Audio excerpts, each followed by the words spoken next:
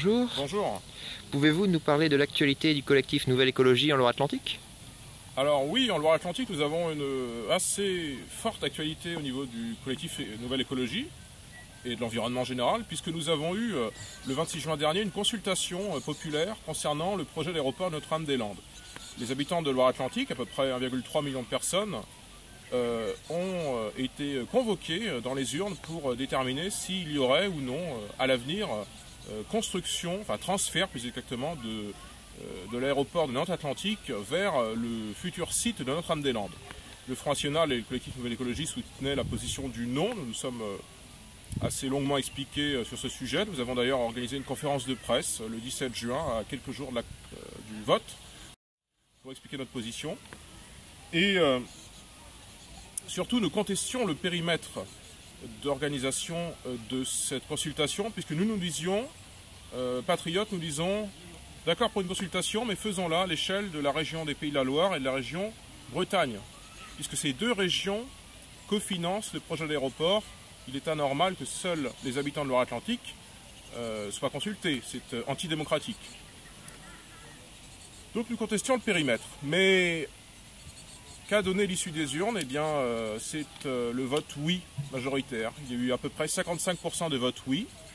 À Nantes, c'était beaucoup plus serré, puisqu'à 100 voix près, on n'arrivait pas à déterminer le vote oui ou non.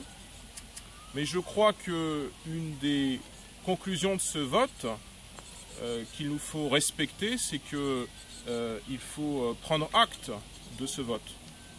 Le vote oui est majoritaire, eh bien il faut en prendre acte, parce que c'est le vote souverain du peuple. C'est déjà une première chose. Et puis, au-delà de ça, il faut aller de l'avant. Le vote oui a gagné, peut-être parce qu'il n'y a pas eu assez de pédagogie de part et d'autre.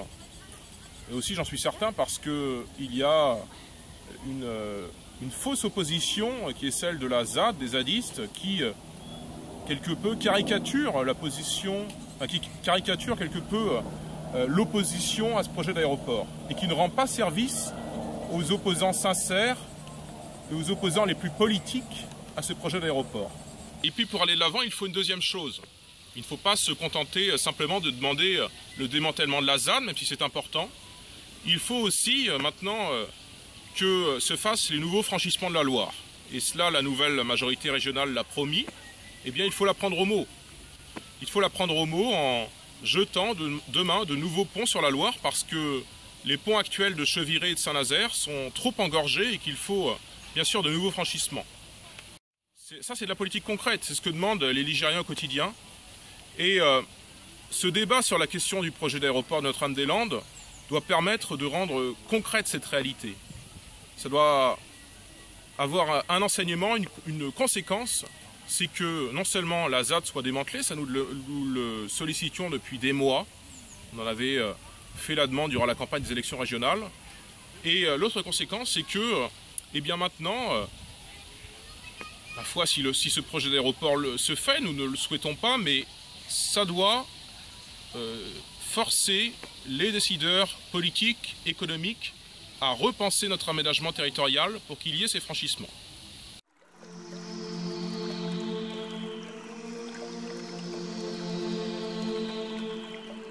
Et sinon, auriez-vous un mot sur l'écologie au niveau national? Oui, bien sûr, on a là aussi une actualité assez chargée. J'aimerais revenir quelques instants quand même sur ce phénomène politique qui est M. Macron. Parce que tout le monde en parle, et tout le monde a raison d'en parler, compte tenu de son attitude, qui est un petit peu, on pourrait penser, un manque de solidarité vis-à-vis du gouvernement. Et qui, quand même, politiquement, philosophiquement peut-être, traduit certaines choses sur ce qu'est la politique du gouvernement. M. Macron a lancé un mouvement il y a quelques semaines qui s'appelle En Marche, et il a fait un grand, je ne sais pas si c'est tout à fait un meeting, c'est plutôt un happening, le 12 juillet dernier à la Mutualité à Paris. Dans ce meeting, il parlait notamment d'écologie. C'est intéressant d'écouter ce que disent les adversaires pour à la fois nous conforter dans nos propres positionnements politiques, et puis peut-être dénoncer ce qui doit l'être en termes d'imposture, si ce n'est de mensonge. Écoutons d'ailleurs ce que dit M. Macron. Nous avons créé un 7e continent. Vous ne le saviez pas. Il est fait de plastique. Il a comme surgi des eaux. Les appareils que nous utilisons mettront des décennies parfois à disparaître. Ce n'est pas demain, c'est aujourd'hui. Et là aussi, c'est nous qui l'avons produit. C'est un système, au fond, qui avait perdu sa propre finalité. Un système capitaliste, court-termiste, qui avait perdu son sens. Alors c'est très clair, M. Macron, il fait, à mon sens, ce qu'on appelle un petit peu dans le jargon, c'est un terme anglais, j'en suis désolé, du greenwashing. C'est-à-dire qu'il prétend faire de l'écologie, mais qu'il met des habits verts sur des réalités politiques qui sont quand même très anti-écologistes. M. Macron nous dit par exemple, dans ses meetings de la mutualité, qu'il n'est pas normal que nous fabriquions des produits quasiment instantanément, enfin c'est très facile de les faire à la chaîne, des produits qui mettront parfois des décennies ou des siècles, s'il s'agit de produits en plastique, pour se dégrader, parce que ce sont des produits qui ne sont pas biodégradables. Macron nous parle de ça, il nous fait en quelque sorte la leçon sur la thématique de ce qu'on appelle l'obsolescence programmée, c'est-à-dire comment des objets sont construits, des objets d'électronique grand public notamment sont construits et qui ont une durée de vie inférieure à ce qu'elle devrait être, et comment cela pose ensuite d'énormes problèmes en termes de pollution, notamment dans les pays pauvres. Macron nous parle de ça d'un côté, tout en ne faisant rien au niveau des politiques publiques qui sont conduites en France pour enrayer, pour diminuer le phénomène d'obsolescence programmée. Dans un autre domaine, il nous parle du suremballage. Bon là, il faut dire que le gouvernement essaye quand même de diminuer la présence des sacs plastiques dans les commerces, c'est ce qui est arrivé le 1er juillet dernier. Donc là, le gouvernement a un petit peu raison. Mais Macron, par exemple, n'est pas plus honnête quand il nous dit que le capitalisme financier est court-termiste par essence. C'est-à-dire qu'il ne peut se projeter que dans les actions de court terme. Il n'a pas une vision de long terme de la société, on ne peut rien dire d'une vision de long terme de la civilisation. Ça, c'est tout à fait vrai. C'est tout à fait vrai que les excès du capitalisme, peut-être pas le capitalisme, les excès du capitalisme financier, la financiarisation de l'économie, c'est vraiment le moteur de politiques publiques de court terme, qui n'ont pas une vision à l'échelle de plusieurs générations humaines. Sauf que Macron est précisément dans ce système-là, qu'il appuie cette vision politique de court terme, qui n'a aucune vision sur plusieurs décennies de ce que doit être l'avenir de la France dans le XXIe siècle. Le XXIe siècle, il est bien entamé, mais peut-être dans le XXIIe.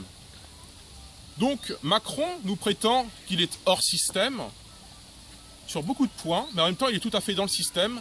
Donc c'est une chose intéressante à relever à mon sens concernant les contradictions de M. Macron, y compris sur un sujet comme l'écologie, on ne l'attend pas forcément, parce que c'est le ministre de l'Industrie et des Finances. Même sur ce sujet-là, il y a des contradictions évidentes.